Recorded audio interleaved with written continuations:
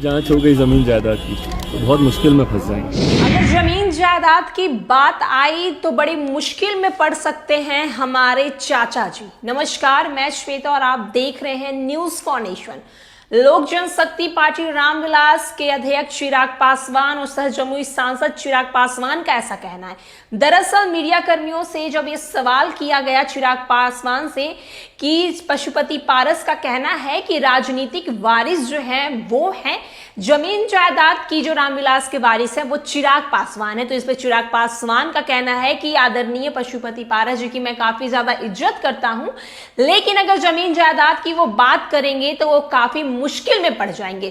क्या कुछ चिराग कह रहे हैं, हम आपको पहले उनकी बातों को सुनवाते हैं। जिस तरह से पशुपति कुमार पारस ने स्पष्ट तौर पे यही कहा कि राजनीतिक वारिस हम हैं, चिराग पासवान जमीन जायदाद के मालिक हो सकते हैं, राजनीति के नहीं। क्या कहेंगे? भाई देखिए, मैं बार बार बोलता हूँ मुझसे बड़े हैं और जमीन जायदाद की बातें ना करें, क्योंकि कहीं गलती से उनके ऊपर जांच हो गई जमीन जायदाद की तो बहुत मुश्किल में फंस जाएंगे। क्या लगता है कि आप ही का जमीन भाजपा को देश से भगाने की तैयारी। तो आपने सुना क्या कुछ चिराग पासवान पशुपति पारस को लेकर कह रहे हैं। साथ ही साथ हम आपको बताते हैं कि क्या है पूरा मामला और क्यों आखिर चिराग पासवान के चाचा पशुपति पारस जो हैं वो वारिस को लेकर सवाल उठा रहे हैं, राजनीतिक वारिस के बारे में क्यों सवाल कर रहे हैं, रामविलास के जायदाद को लेकर क्यों सवाल कर रहे हैं, हम आपको पूरा मामला समझाते हैं। केंद्रीय मंत्री पशुपति पारस ने रविवार को जोर देकर कहा है कि अपने बड़े भाई और दिवंगत नेता रामविलास पासवान के राजनीतिक उत्तराधिकारी हैं, जबकि उनके बेटे चिराग पासवान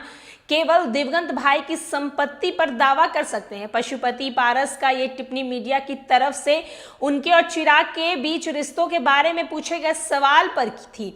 बता दें कि दोनों के रिश्तों में 2 साल पहले से ही तल्खी आ गई है। जब पारस ने बगावत का झंडा उठा लिया था तो उनके बड़े भाई की ओर से स्थापित लोक जनशक्ति पार्टी लोजपा का विभाजन हो गया था। रामविलास पासवान की प्रारंभिक लोकसभा सीट हाजीपुर का प्रतिनिधित्व कर रहे पारस ने कहा कि मैं बता दूं कि कैसे मैं बड़े साहब की राजनीति उत्तराधिकारी हूं। उन्होंने रामविलास पासवान चुनावी करियर की शुरुआत के बारे में बताते हुए कहा कि विधायक पर ही और वर्ष 1977 में हाजीपुर से सांसद बनने के अलौली सीट छोड़ी थी। उन्होंने मुझे इस विधानसभा सीट से लड़ने को कहा था और उनके आदेश के बाद मैं उक्त सीट भी जीता, जबकि तब मैं सरकारी नौकरी कर रहा था। पशुपति पारस ने 2019 के लोकसभा चुनाव में संसदीय पारी तब शुरू की जब उनके भाई ने राज्यसभा का सदस्य बनने का फैसला किया। पारस ने दावा किया कि बड़े साहब के कहने पर उन्होंने दिल्ली का रुख किया है, जबकि वह खुद इसके लिए इच्छुक नहीं थे। उन्होंने कहा, मैंने शुरू में ही